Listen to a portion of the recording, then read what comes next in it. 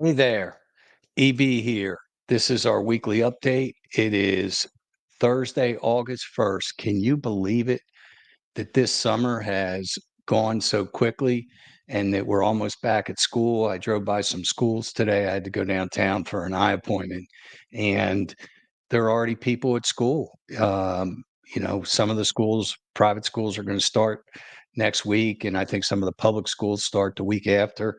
It's just the way time just flies. I mean, we just had New Year's, we just had Easter. It's really crazy.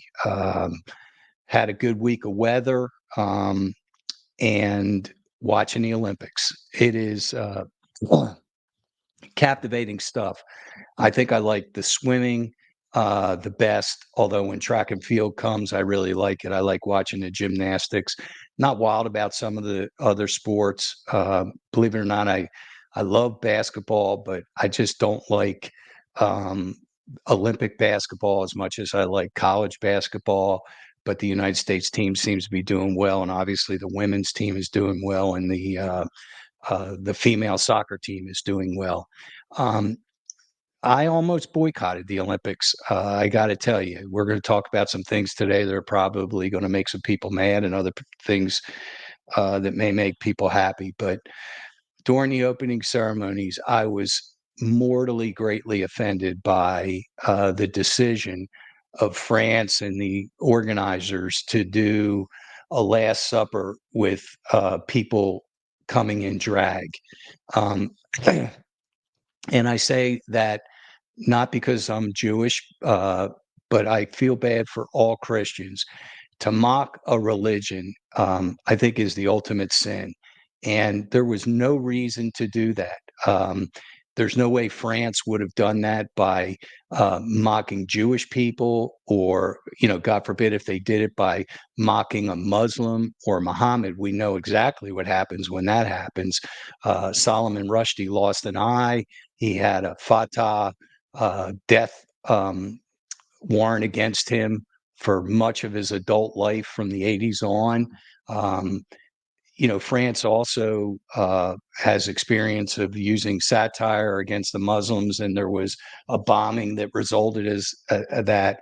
And I think it was an extremely poor taste to do the Last Supper with drag queens. Not that there's anything wrong with drag queens, but they have no place in a Last Supper. I'm stunned that NBC decided to put that on the air. They had every option and right not to include that on the air. They could have just went to something else, whether it was more the floating boats or another entertainer that was there. It it was really in poor taste, and I almost boycotted the Olympics. But then I thought about all of the athletes and the training that they did and the sacrifices that they did. And you hear about the swimmers and what they sacrifice, and the gymnasts. And, there's so many really great stars in this Olympics. Katie Ledecky is just, she's in her fourth Olympics. Started in 2012. Now it's 2027. She's talking about going to LA in 2031. She's broken every single record. She's going to be the most decorated female athlete of all time with gold medals before this Olympics over with. Last night she won the 1500, and she almost won it by 10 seconds, a complete length of the pool, which was obviously amazing. Simone Biles, to come back from the twisties that she had in Tokyo and do as well as she has done with a strained calf. Um, and the gymnast team winning the gold is amazing. I'm a little upset that there's seems to be a feud brewing between some of the past gymnasts and this gymnastics team, and whether they think this gymnastics team is worthy of a gold medal. You damn right they are. Um, Last night I watched the male gymnasts, and they so many falls. You usually see that during the Winter Olympics, and the ice skating. But the technical difficulty of these moves and the pressure that these athletes are under was just extraordinary. So I think Simone Biles, Katie Ledecky, Caleb Dressler is obviously a great swimmer, and he's now going to get a couple more medals and end up with 10. Just amazing, amazing athlete. I'm happy for France that Leon Marchand is doing so well at the Olympics. He's won 3 gold medals. He's amazing. Ireland won its first gold medal in a swimming event. So you're seeing a lot of really neat things. Um, Also, obviously the U.S. basketball team has had 2 good games, one against Serbia, the other against South Sudan. And we're going to have to see how they do on Saturday. Um, we had a really good day so far. It looks like that there's going to be a prisoner swap between Russia and the United States. I'm hopeful that some of the journalists that have been wrongfully convicted, some have been there for 6 years, others been there for 2, that they will get out. I think that would be a tremendous um, coup for President Biden, especially after all the bad press that he has had this summer. I think that he deserves credit for that if indeed they do get released, and we'll have to wait on the prisoner swap. Also, last night they announced that Khalid Sheikh Mohammed and 2 of his cohorts that have been down at Guantanamo Bay basically for the last 21 years are finally going to plead guilty and spend the rest of their life incarcerated, whether they go to the supermax prisons or somewhere else. We'll have to wait and see.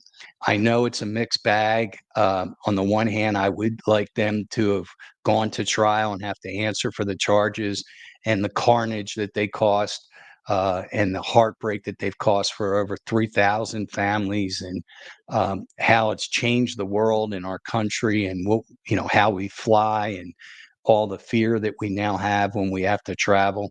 Um, but they are going to plead guilty. They are going to have to answer every question that the victims' families want them to answer. There's some other conditions. And so, um, you can look at it either way. I certainly believe that they should have gotten the death penalty, what they did to our country and these victims in, the trade centers in Schwenksville, PA, as well as the uh, Pentagon and all the people that were killed. It's just horrific. I remember where I was that day. I remember I was coming back from court, and I walked into my conference room, and one of the attorneys in my building had the TV on, and I saw the second building go down, and it was one of the most surreal things I've ever seen. So, on the one hand, I'm glad that this matter is finally going to be concluded. Some people, didn't want this trial to take place, whether it was government officials because they didn't want certain information to get out. And some of the victims didn't actually want to go through trial. But I think by and large, most of the victims wanted the trials to go place and wanted these savages to face the death penalty. So that is another thing that has taken place. So, we've had a mixed bag about that. The other thing that was great was Israel seemed to have killed the leader of Hamas, Ismail Haniyeh, in Iran. Had to be through some serious intelligence. Iran has proclaimed that they're going to seek retribution against Israel, and we're probably going to have a broader war. We know that Hezbollah launched rockets earlier in the week that killed 30 Israeli citizens and some Muslims in the northern part of Israel. Israel has responded to some targets in Hezbollah. I think there's going to be more. Lebanon is very worried about a longer war. They're not wanting to have a war with Israel, but they can't control Hezbollah within their borders. And certainly Iran now is going to escalate because Israel killed somebody on their own soil, a man that actually did deserve it. So Israel earlier this spring, I think it killed 3 of his brothers and sisters, and then 9 extended family members. So his days were numbered. In Canada, of all places, in Toronto, a bus was burned, and there was some anti-Semitism written on this bus. It was I believe, for a Jewish school, and they wrote some anti-Semitism. So it's really brewing around the world. And that's why I don't think that it was smart for France to permit that drag queen Last Supper. Mocking anybody's religion is wrong. We know that they wouldn't have done it with some other religions, and I don't condone it. And I think there's a massive apology due to Christians of the world. Um, we're starting to see the presidential race taking shape. And I know you're not going to like, some are going to not like what I say for both sides, but we're starting to see it take shape. I think now that Biden's out of the race, there's much more enthusiasm by the Democrats for the youth vote, for some of the female vote, and certainly for the African American vote. We're starting to see some real hate come out from some of the candidates, whether it's a presidential candidate or a vice presidential candidate. Donald Trump earlier this week said he was going to start getting nasty, and he certainly has. I do not condone, absolutely do not condone, calling Kamala Harris a bum, a loon, crazy, a ding dong, and wacky. I just think that it is the dumbest thing in the world to call a female opponent those kind of words when you're trying to get the middle vote. You're trying to get some of the suburban women, and you're trying to show that you have empathy towards women. Um, I'm not saying that because I support Kamala Harris. I'm not sure yet whether I support her. It's going to depend a lot on who she chooses for a vice presidential pick, but that kind of vitriol is not good for our country. I think it's demeaning. There's certainly so many things that you can criticize Kamala Harris on. Statements that she made in 2020 about defunding the police, which I don't agree with. Whether she's going to disavow that and move to the middle, she should be criticized about that. She should be criticized about what she's done and not done about the border. Those things I think are fair game. I think she's vulnerable on. I think she should be criticized about certain policies that the Biden administration has done over the 4 years. Do it. Go at her hard. But for Trump yesterday to say that he doesn't think that uh, that she likes Jews. I mean, she's married to a Jewish person, Doug Imhoff. Um, yes, she should be criticized about whether she is equivocating on her support for Israel, and she is, trying to play both sides against the middle and supporting Hamas. Fair game. Go at it. But to start saying that she's not black when she went to a black university and was in a black um, sorority, and she was known as the first female black vice president, I think is disgraceful. I give Trump a tremendous amount of credit for going into a hostile audience, which was at the Black Journalist Convention yesterday. But he said something that really resonated with me, and I think it shows a lot of his true colors, if you want to be honest. He said that there's so many illegals coming over that they're taking all the black jobs. Not that they're taking jobs. He said black jobs. And immediately the journalist who was asking him the question said, "What do you mean by black jobs?" Well, what he meant was that in his mind, blacks have all the menial jobs in our society, and that's all that the illegals want. I think it was a disgraceful thing to say. And I think it's going to hurt him amongst black voters. I don't think they're going to forget that. Um, I think Kamala is doing very well for who she's talking to, but I don't think that she is taking the hardball questions uh, like Trump took yesterday from a hostile audience. She needs to go and have a press conference and be questioned by journalists, both friend and foe. She needs to go on Fox News. She needs to go on Newsmax, anywhere where she can go toe to toe and answer the hard questions that she should have to answer. So I think that both sides this week didn't fare as well as they could. Certainly, JD Vance is just not a good selection for Trump. He even admitted it yesterday when he tried to downplay um, the importance of a vice presidential pick. JD Vance is just doubling down that women without children don't have a vested stake in this country and shouldn't have um, a voice. Well, guess what? They pay taxes. Guess what? They work. Guess what? They do commerce. I think it's a tremendously offensive and paternalistic thing to say.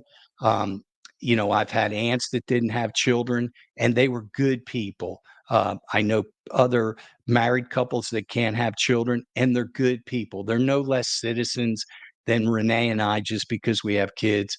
I think Taylor Swift sooner or later is going to come out and start to say some things, and she's got a bully pulpit. Some of the women, other than Jennifer Aniston, are going to say that, and I think they have a bully pulpit. So, uh, we'll have to see how Kamala fares. Um, Over the next couple of weeks. We're in a honeymoon phase. It'll be telling who she takes as her VP. I would be surprised if it's not Josh Shapiro, the governor of Pennsylvania, or second, Mark Kelly of Arizona. I don't think she's going to choose Senator Kelly because there's a chance that they would lose the Senate by him giving up the seat.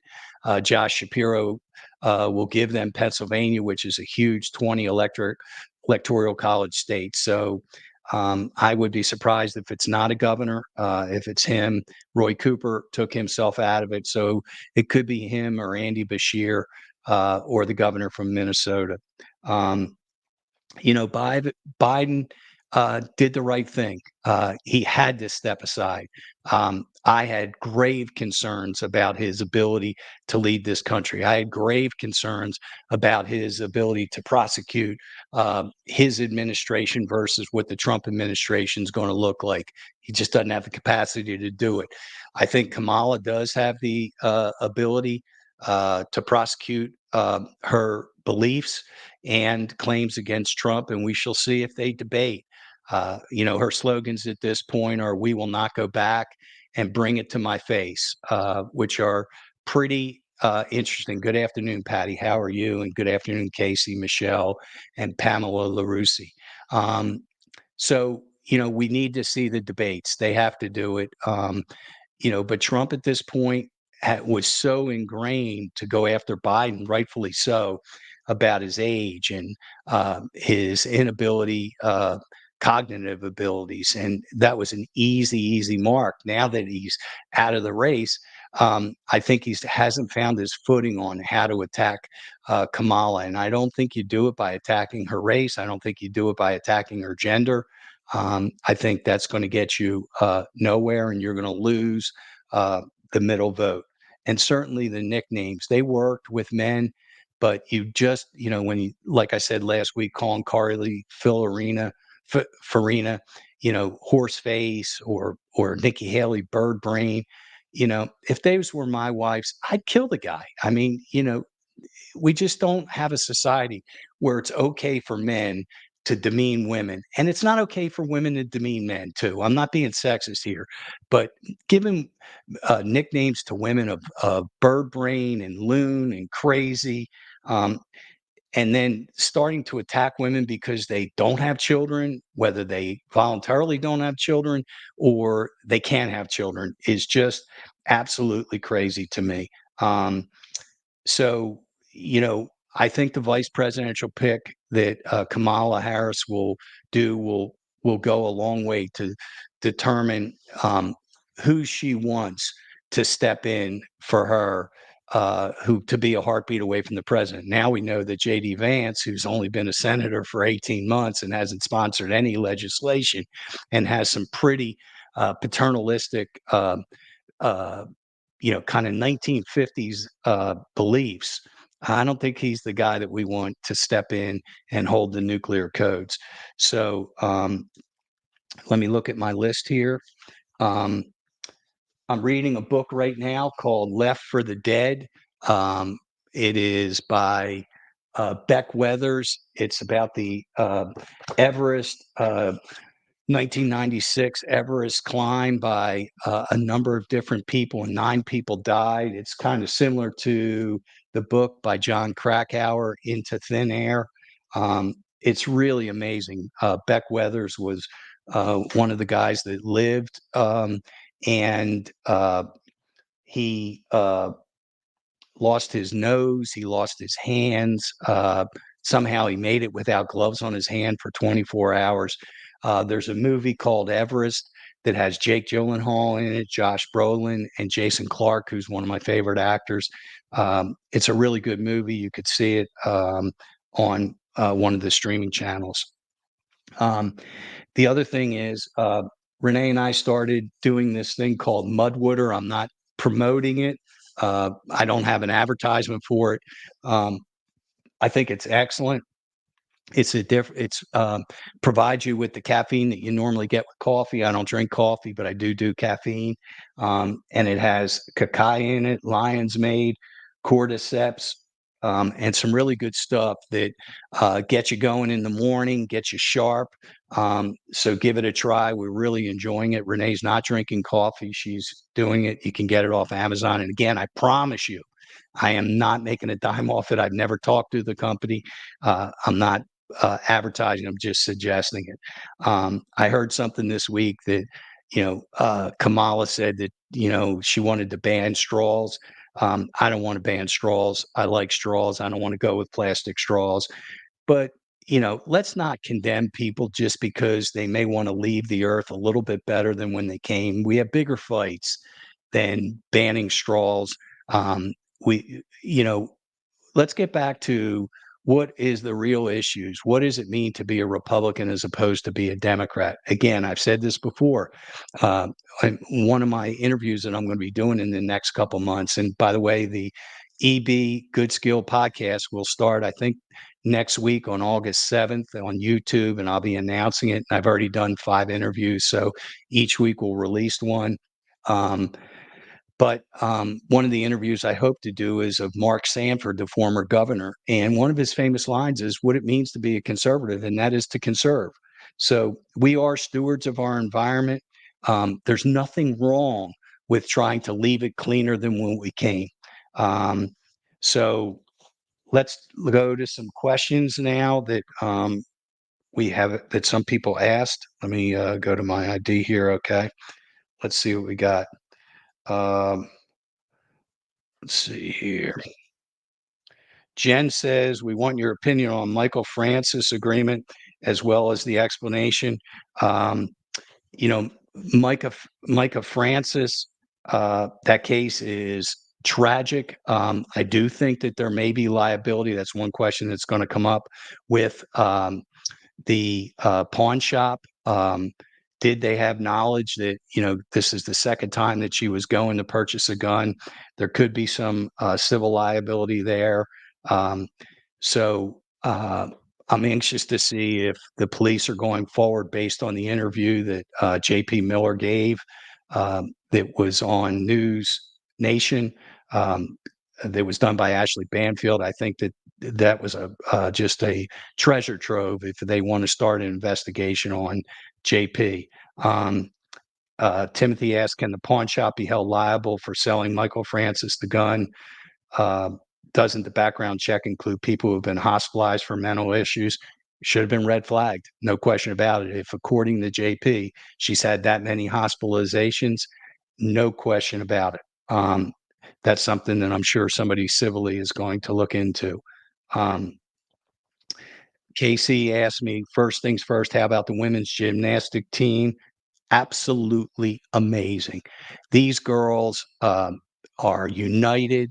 They're supportive of each other. I talked about Simone Biles, but there's other great stories. There's another gymnast who had a kidney issue, and she gained about 40 pounds. She was hospitalized, and she has come back within a year to do something great. So I'm really, really proud of that. Casey asked, in my opinion, should there be a better system in South Carolina regarding the removal process of judges? It's a very difficult process. I've made motions to have judges recuse themselves off of cases, and it's basically a subjective standard whether the judge, if he's in conflict or she's in conflict, does it create the appearance of impropriety? And if they make a decision not to recuse themselves, you basically have tanked yourself in front of that judge for the rest of your life. You'll certainly hurt your client in front of the case. So it's one of those situations where if you take a shot, you better hit it. Um, I've made some public statements about Judge Carmen Mullen, and she will never sit on another case that Ronnie and I appear before her on. That has already been declared. So uh, Casey asked specifically Judge Bentley Price. He was found unqualified in October 23, and then he was denied another 20 term in 2023. However, what if he stayed on the bench? That would be a real problem because a lot of people have come forward publicly about him. And what if they had to appear before him before his term ended on June 30th? It's a really good um, thought that you gave on that. And we have to be very careful, unfortunately, as lawyers when we take a shot at a judge.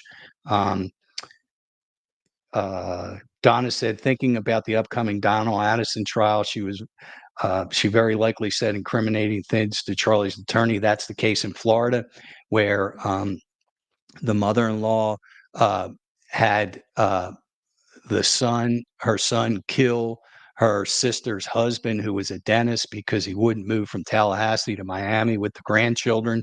Uh, she has said some incriminating things, and the Miami police waited, almost 2 years to arrest her, but she was on about to go to an airport to Singapore with her husband when she got nabbed. So that's going to be a really neat case. Um, Monica asks, how have I handled the transition from a private attorney to being in the public eye, especially on world watching cases? I don't know how much I'm in the public eye. I'm still a full-time practicing attorney. Yes, it is gratifying that people do come up to me occasionally and thank me for the work that Ronnie and I did. I do get to go on different TV shows and talk about other cases, which is nice. And to be truthful, it's made me a smarter attorney and a smarter man. Now I'm more well-read.